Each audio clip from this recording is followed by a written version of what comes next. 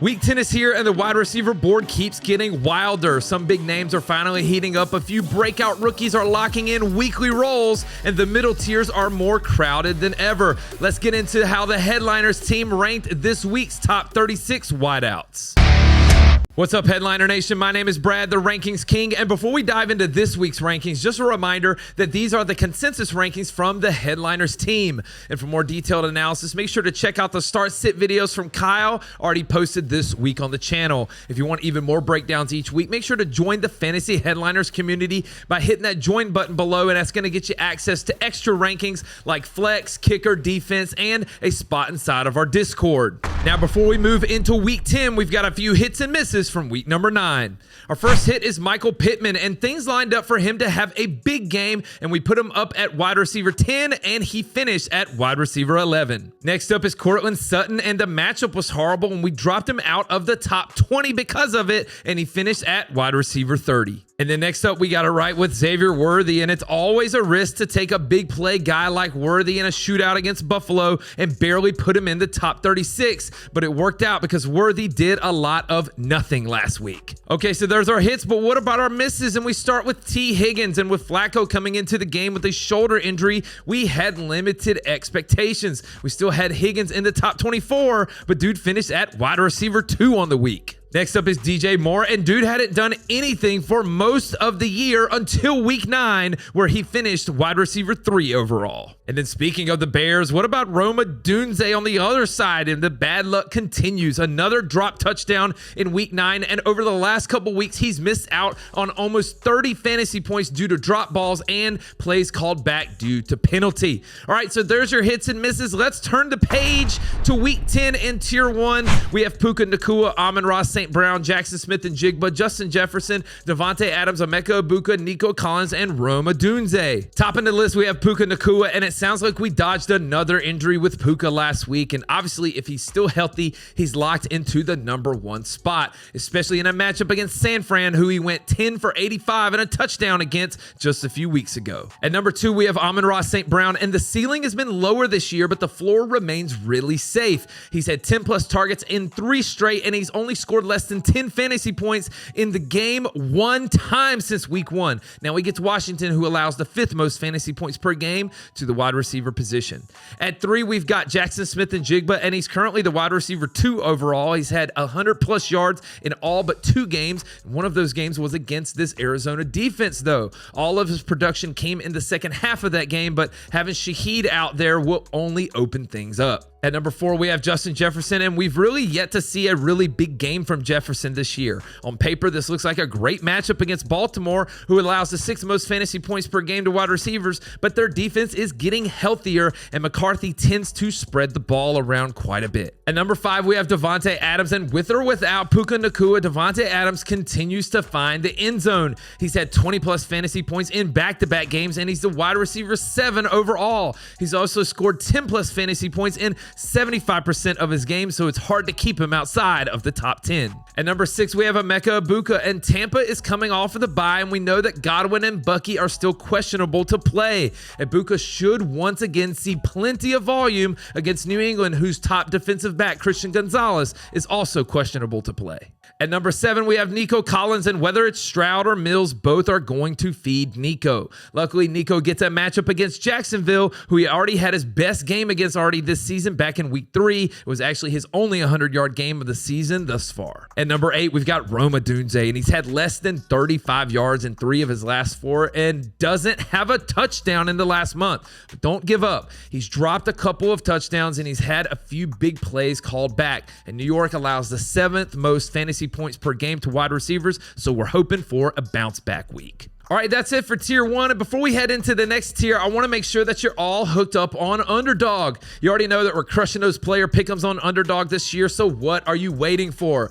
Head over to Underdog Fantasy or download the app. Create a new account using the referral code HEADLINERS when you do so. Then just make your initial deposit and come join a contest. And if you sign up with that promo code, again, it's HEADLINERS, you'll get access to all of the promos that Underdog offers weekly. Check this out. When you play your first $5, they're going to give you $100 in bonus funds. So you play 5, you get 100. It's that easy. And don't forget, Jake is also going to be breaking down the best picks weekly in our show on Fridays. Links to join are in the description, and we look forward to playing with you this week. All right, let's turn the page to Tier 2. We've got Drake London, Cortland Sutton, Ladd McConkey, Garrett Wilson, Michael Pittman Jr., Devontae Smith, Ted McMillan, Jalen Waddle, Zay Flowers. And at number 9, we've got Drake London. And the Colts just acquired Sauce Gardner, who has only allowed a total of 180 yards receiving on the whole year. He's still in the concussion protocol, but they say he will play, so there's a chance that Drake could have a tougher matchup than expected. At number 10, we've got Cortland Sutton, and Sutton has scored single-digit fantasy points in 3 of his last 4 games.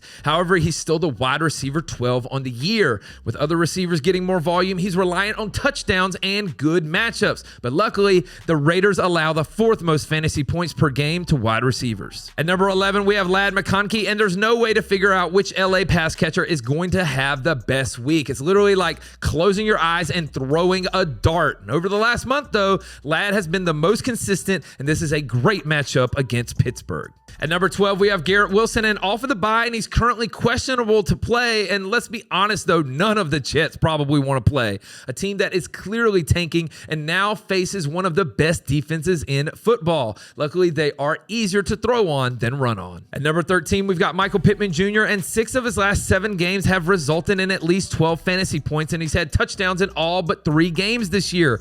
He's producing some difficult matchups already this year, and he'll have to do that again this week against a tough Atlanta secondary. At number 14, we've got Devontae Smith, and Smith has been the more consistent wide receiver in Philadelphia. He's had at least 84 yards in 3 of his last 4 and continues to bring in at least 1 big play weekly. We have them this high this week, though, since he's had 9+ targets in 3 of his last 4 games. At number 15, we've got Ted McMillan, and after starting the season with 5 straight games of 8+ targets, he's now only reached that number 1 time in the last 4 weeks. There aren't a lot of touchdowns to go around in the Carolina passing game, but at least it's a solid matchup this week against the New Orleans Saints. At number 16, we've got Jalen Waddle, and it's always scary to start anyone in the Miami passing game against Buffalo, but Waddle does have 80+ receiving yards in 4 of his last 5 games, and against Buffalo back in week 3, he did score a touchdown, so there's some hope here. And at 17, we have Zay Flowers, and if you're looking for a guy to get you 6 catches for 60 yards, then Zay Flowers is your guy.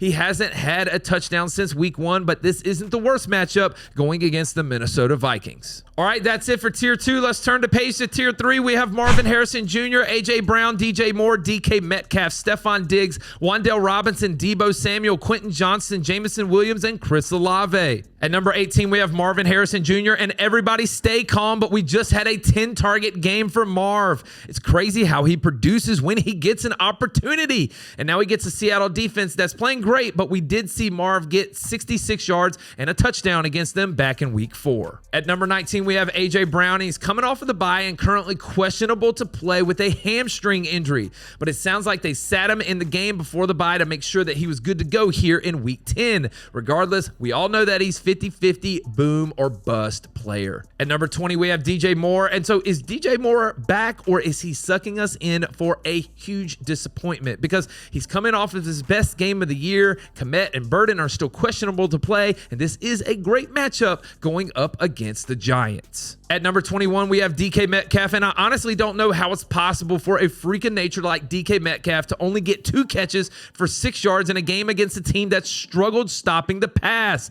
Matchups aren't a concern. It's all Arthur Smith's fault. At number 22, we have Stephon Diggs, and the volume going the way of Diggs as of late has been way lower than expected. He's had only 3 receptions in 3 of his last 4 games, and now with Kayshon Boutte being hurt, they're going to need Diggs in a road game against Tampa. At number 23, we have Wan'Dale Robinson, and he continues to rack up receptions, but they just aren't for very many yards. He's had 27 targets over the last 3 weeks, and now he gets a matchup up against Chicago, who allows the 2nd most fantasy points per game to receivers. The volume should be there again. At 24, we've got Deebo Samuel, and there's so much potential in Washington this year, and it's all gone down the toilet. There's no continuity at the quarterback position. Terry and McCaffrey are still questionable, and this Detroit defense is probably going to get after Mariota. At 25, we have Quentin Johnson, and he's good, he sucks. He's good, he sucks. He's only had 10 total receptions over the last month, so he's impossible to trust, but he is a huge red zone threat, and Pittsburgh allows the third most fantasy points per game to wide receivers.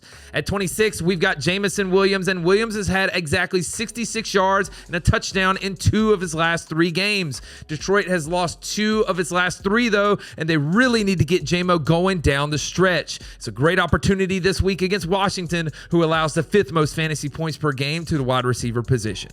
At number 27, we have Chris Olave, and Rashid Shaheed has gone to Seattle, and this was already an offense that had minimal weapons. Olave should continue to see huge volume, but don't let this matchup fool you. The Panthers allow the 6th fewest fantasy points per game to wide receivers. All right, that's it for Tier 3. Now let's turn the page to Tier 4. We've got Jordan Addison, Keenan Allen, Khalil Shakir, Romeo Doubs, Parker Washington, Troy Franklin, Christian Watson, Tez Johnson, and Josh Downs. At 28, we have Jordan Addison, and 8 targets over the last 2 weeks combined is not ideal. With the Minnesota running game banged up, I can see Baltimore trying to take away Jefferson, which could open up Addison for more volume this week. At 29, we have Keenan Allen, and his role has seemed to change over the last couple weeks. The volume is dipped, and there's more options in this offense to throw touchdowns to. It's a great matchup for him, though, against Pittsburgh, but it's hard to trust the lower volume. At number 30, we've got Khalil Shakir, and it's crazy, but did you know that Shakir has outscored DJ Moore, Nico Collins, A.J. Brown, and Brian Thomas Jr. this year?